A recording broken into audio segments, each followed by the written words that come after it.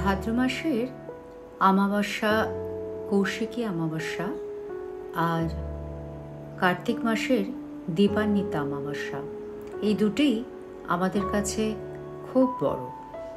কিন্তু অমাবস্যা মানে কি অন্ধকার? না, এই রাতই হলো আলোর জন্মরাত্রি।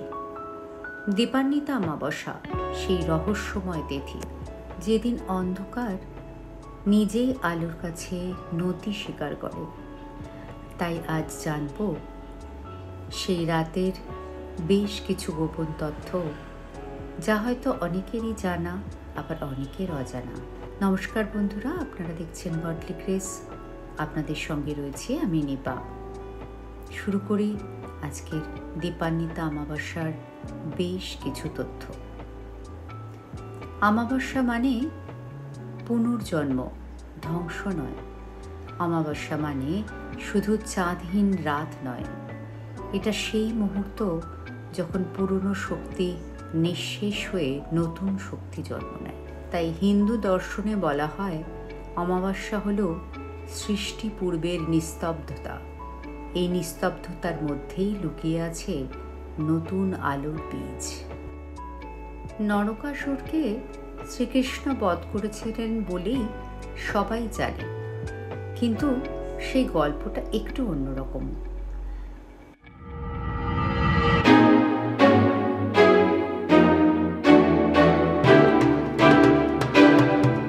নরকাসুর হলেন এমন একজন অসুর যে বহু রাজ্য দখল করে নিয়েছিল। সে ভগবান ব্রহ্মার কাছ থেকে এমন একটি বর পেয়েছিল যে কেবল তার মা ভূমিদেবীর অর্থাৎ পৃথিবী মাতার হাতেই তার মৃত্যু সম্ভব। ভূমিদেবীও ভগবান বিষ্ণুর কাছ থেকে একটি বর লাভ করেছিলেন, তার ইচ্ছে ছাড়া তার পুত্রের মৃত্যু হবে না। এই দুই বর ও গর্বের জোরে নরকাসুর এক অত্যাচারী শাসকে পরিণত হয়েছিল। সে দেবতাদের প্রতি, বিশেষ করে নারীদের প্রতি কোনো সম্মান দেখাতো না। সে ইন্দ্রকে পরাজিত করে 16,000 নারীকে অপহরণ করে নিজের প্রাসাদে বন্দি করে রেখেছিল। নরকাসুর দেবতা বরুণের ছাতা, দেবমাতা অদিতির কুণ্ডল এবং মেরু পর্বতে অবস্থিত দেবতাদের মণিপর্বতও চুরি করে রেখে নিয়েছিল। ইন্দ্র ভগবান শ্রীকৃষ্ণের শরণাপন্ন হন এবং নরকাসুরের নৃশংস কার্যকলাপ সম্পর্কে তাকে অবহিত করেন। তখন ভগবান শ্রীকৃষ্ণ তার প্রিয় পত্নী সত্যভামাকে সঙ্গে নিয়ে গরুড়ে চড়ে রওনা দেন নরকাসুরের রাজধানী প্রাগ জ্যোতিষপুরের উদ্দেশ্যে। সেখানে শ্রীকৃষ্ণ ও নরকাসুরের মধ্যে এক ভয়ঙ্কর যুদ্ধ শুরু হয়। যুদ্ধের মাঝে শ্রীকৃষ্ণ ইচ্ছাকৃতভাবে অচৈতন হয়ে পাওয়ার ভান করেন, যাতে সত্যভামা উজ্জীবিত হয়ে যুদ্ধে অংশগ্রহণ করেন। সত্যভামা যখন দৃঢ়ভাবে যুদ্ধের দায়িত্ব গ্রহণ করেন এবং তীক্ষ্ণ তীর দিয়ে নরকাসুরকে বধ করেন। শ্রীকৃষ্ণ এই কৌশলটি গ্রহণ করেছিলেন কারণ কেবলমাত্র নরকাসুরের মাই তাকে হত্যা করতে পারতেন এবং সত্যভামাকে সেই কাজের জন্য উদ্বুদ্ধ করাই হচ্ছিল তার উদ্দেশ্য। সত্যভামা ছিলেন ভূমিদেবীর অবতার এবং নরকাসুরকে বধ করা ছিল তার পুনর্নির্ধারিত ধর্ম। নরকাসুরকে পরাজিত করার পর ভগবান শ্রীকৃষ্ণ দেবমাতা অদিতির চুরি হয়ে যাওয়া কুণ্ডলগুলি পুনরুদ্ধার করেন। সত্যভামার স্বামী ভক্তি দেখে মুগ্ধ হয়ে অদিতি তাকে আশীর্বাদ স্বরূপ চিরযৌবন ও অনন্ত সৌন্দর্যের বর প্রদান করেন। শ্রীকৃষ্ণের নরকাসুর বধ কেবল এক দানবের পতনই নয়, বরং বহু বন্দীকে মুক্ত করার পথও খুলে দেয়, যাদের মধ্যে ছিলেন সেই 16,000 নারী যারা দীর্ঘদিন ধরে বন্দী অবস্থায় ছিলেন। সমাজে তাদের মর্যাদা পুনঃপ্রতিষ্ঠার উদ্দেশ্যে ভগবান শ্রীকৃষ্ণ তাদের সকলকে সসম্মানে বিবাহ করেন এবং এইভাবে তাদের সম্মান ও সামাজিক অবস্থান ফিরিয়ে দেন। নরক চতুর্দশী সেই বিশেষ দিন যেদিন নরকাসুর বধ হয়েছিল। এই দিনটি কালী চৌদ্দশী নামেও পরিচিত। দেশের উত্তর ভাগে এই দিনটি ছোটি দীপাবলি নামে পরিচিত, আর দক্ষিণ ভারতে এটি পালিত হয় তামিল দীপাবলি হিসেবে। মহারাষ্ট্রের ভক্তরা এই দিনে অভঙ্গ স্নান নামক এক বিশেষ স্নান অনুষ্ঠান পালন করেন। পশ্চিমবঙ্গে এই দিনটি ভূত চতুর্দশী নামে পরিচিত। বিশ্বাস করা হয় এই রাতের প্রাক্কালে মৃত ব্যক্তিদের আত্মারা তাদের প্রিয়জনের কাছে আসেন। ধারণা অনুযায়ী পরিবারের 14 জন পূর্বপুরুষ তাদের জীবিত আত্মীয়দের দর্শনে আসেন। তাই বাড়ির চারপাশে 14টি প্রদীপ জ্বালানো হয়, যাতে তারা পথ চিনে আসতে পারেন এবং অশুভ শক্তি দূরে থাকে। নরক চতুর্দশী হল এক আধ্যাত্মিক মনন চর্চার সময়, যেখানে মিলনের আবহে শুভ শক্তির বিজয়ে অশুভ পরাভূত হয়। আমরা যে পঞ্চপ্রদীপ জ্বালাই, সেই পঞ্চপ্রদীপের 5টি তত্ত্ব আছে। এই 5 প্রদীপ আসলে 5টি তত্ত্বের প্রতীক: মাটি, জল, আগুন, বায়ু ও আকাশ। প্রথম প্রদীপে জ্বলে ভূত তত্ত্ব, যা আমাদের শরীরের স্থিরতা দেয়। দ্বিতীয় প্রদীপ হলো আপ তত্ত্ব, মানে জলের প্রবাহ, যা আমাদের আবেগকে নিয়ন্ত্রণ করে। তৃতীয় প্রদীপ হলো তেজ তত্ত্ব, আগুনের প্রতীক, যা আমাদের অন্তরের শক্তিকে জাগায়। চতুর্থ প্রদীপ হলো বায়ু তত্ত্ব, জীবন শক্তি, আমাদের শ্বাসের গতি। আর পঞ্চম প্রদীপ, সেটি আকাশ তত্ত্ব, অর্থাৎ ঈশ্বরের অসীম শক্তির প্রতীক। এই 5 প্রদীপ একসাথে জ্বললে তখন মানুষ ও প্রকৃতি মিলেমিশে ঈশ্বরের শক্তিতে এক হয়ে যায়। তাই দীপান্বিতা অমাবস্যার আগে 5 প্রদীপ জ্বালানো মানে শুধু পুজো নয়, প্রকৃতির সঙ্গে নিজের আত্মার মিলন ঘটানো। এই কারণেই প্রাচীনকালে বলা হতো যে 5 প্রদীপ জ্বালায় সে নিজের ভিতরের অন্ধকার দূর করে।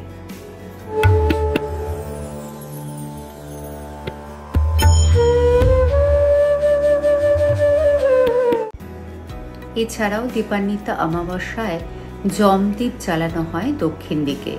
বিশ্বাস করা হয় এতে মৃত্যুর দেবতা যম আশীর্বাদ দেন আর ঘর থেকে অমঙ্গল দূরে থাকে। এক বৃদ্ধা একবার এই দ্বীপ জ্বালিয়ে নিজের ছেলেকে মৃত্যুর হাত থেকে বাঁচিয়েছিলেন। আর তাই কথিত আছে যমরাজ নিজেই বলেছিলেন, যে আলো দেয় তাকে অন্ধকার ছুঁতে পারে না। এবং সেই থেকে আজও অবধি দক্ষিণ দিকে যমরাজের জন্য একটি প্রদীপ জ্বালানো উচিত। ধনতেরাস থেকে শুরু হয় কালী পুজো অবধি প্রতিদিন দক্ষিণ দিকে একটি যম প্রদীপ জ্বালান। আমাদের পূর্বপুরুষের আত্মারা ভূত চতুর্দশীর দিন আমাদের ঘরের খুব কাছে চলে আসেন, আর তাই তাদের উদ্দেশ্যে একটি প্রদীপ অবশ্যই তুলসী তলায় দিয়ে রাখুন। অমাবস্যার রাতে আত্মারা পৃথিবীতে ঘুরে বেড়ায়, কারণ এই সময় পৃথিবী ও পরলোকের পর্দা পাতলা হয়ে যায়। তাই এই রাতে প্রদীপ জ্বালালে আত্মাদের পথ নির্দেশ করা হয়, আলো দেখানো হয়। প্রদীপ শুধু ঘরের নয়, আত্মারও রক্ষক। তাই অবশ্যই আত্মার উদ্দেশ্যে বাইরে একটি প্রদীপ জ্বালাবেন। দীপান্বিতা নামের একটি গভীর অর্থ রয়েছে। দীপান্বিতা মানে যে প্রদীপে আলোকিত। এই নামের মধ্যে লুকিয়ে আছে এক গভীর দর্শন। অন্ধকার যতই গভীর হোক, একটি মাত্র প্রদীপ জ্বালালেই পুরো ঘর আলোকিত হয়। তাই এই রাত আমাদের শেখায় আলো বাইরে নয়, ভেতরে জ্বালাতে হয়। দীপান্বিতা অমাবস্যা হলো সেই পবিত্র সময় যখন দেবতা, প্রকৃতি আর মানুষ তিনজনের মিলন ঘটে এক আলোর বন্ধনে। আজ রাতে তাই শুধু ঘরে নয়, মনে প্রদীপ জ্বালান। অন্ধকারের শেষ মানেই আলোর সূচনা, আর সেই আলো জেলে উঠুক আমাদের সকলের মনে, যাতে আমাদের মনের অন্ধকার, পাপ, শত্রুতা, হানাহানি সমস্ত দূর করে আমরা আমাদের মনে প্রদীপ জ্বালতে পারি। মনে যদি প্রদীপ জ্বালতে পারি, তবে আমরা সকলের ঘরে প্রদীপ জ্বালাতে পারব এবং সকলের আনন্দে সামিল হতে পারব। এবার বলি আরও একটি তথ্য, যেটি সকলেরই জানা। শ্রীরাম এদিন বনবাস থেকে অযোধ্যা ফিরেছিলেন, তাই তার আসার খুশিতে অযোধ্যাবাসী প্রতি ঘরে আলোকসজ্জা করেছিলেন। সেই দিনটি দীপাবলি বলে মানা হয়। তাই শেষে বলি, এত মাহাত্ম্য রয়েছে যে বিশেষ দিনে সেই দিনটিকে সুন্দরভাবে উদযাপন করুন। তবে আনন্দে বাজি অবশ্যই ফোটান, কিন্তু কাউকে কষ্ট দিয়ে নয়। চেষ্টা করুন তার সাথে প্লাস্টিককে বর্জন করতে, না হলে আমাদের সকলেরই এক ভয়ানক খারাপ পরিস্থিতি আসতে চলেছে। তাই আমরা আমাদের সকলের থেকে একটাই অনুরোধ করি, আমরা সকলেই সব কিছু বুঝি, কিন্তু বুঝেও বুঝি না। তাই সবার কাছে অনুরোধ, এই মেসেজটি শেয়ার করে দিন, যাতে আপনি যদি নিজে সতর্ক হন তাহলে সবাইকেই সতর্ক করতে পারবেন। তাই অবশ্যই সবাইকে শেয়ার করে দিন। আর আমার এই ভিডিওটি যদি ভালো লাগে তাহলে অবশ্যই একটি লাইক করবেন এবং কমেন্ট করে জানাবেন আপনাদের পুজো কেমন কাটলো। সবাইকে অনেক অনেক ধন্যবাদ আমার পাশে থাকার জন্য। সবাই ভালো থাকুন, সুস্থ থাকুন। Have a safe Kali Puja and Deepavali. Kali পুজোর দিন রাত্রিবেলা অবশ্যই এই গডলি গ্রেস চ্যানেলে আপনারা লাইভ কালী পুজো দেখতে পাবেন। তার জন্য অবশ্যই অপেক্ষা করবেন এবং সঙ্গে থাকবেন। সবাইকে আবারও কালী পুজো এবং দীপাবলির শুভেচ্ছা জানিয়ে আজ এখানেই শেষ করছি। নমস্কার।